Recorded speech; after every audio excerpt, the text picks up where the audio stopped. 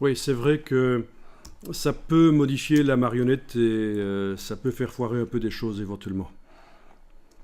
Il vaut mieux ce genre de retouche au tampon de faire avant de faire la marionnette.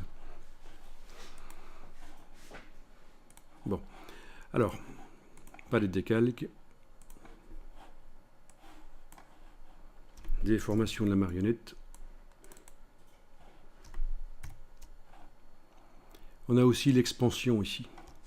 Parfois, quand vous mettez une marionnette sur un objet à bord flou, ça a tendance à couper le flou et ça peut aider l'expansion.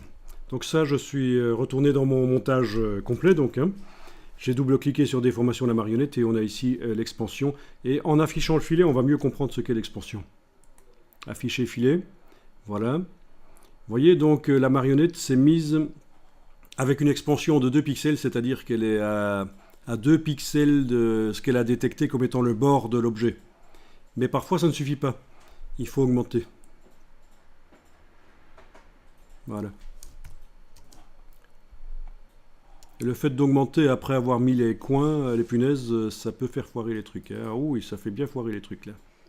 Waouh, c'est artistique. J'annule. En principe, on doit avoir réglé l'expansion avant de mettre les punaises. Donc pensez-y éventuellement quand vous avez des objets à bord flou.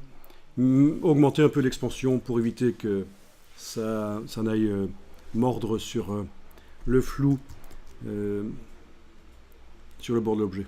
Je suis passé de 2 à 5 là et ça a l'air d'être pas trop mal. Voilà.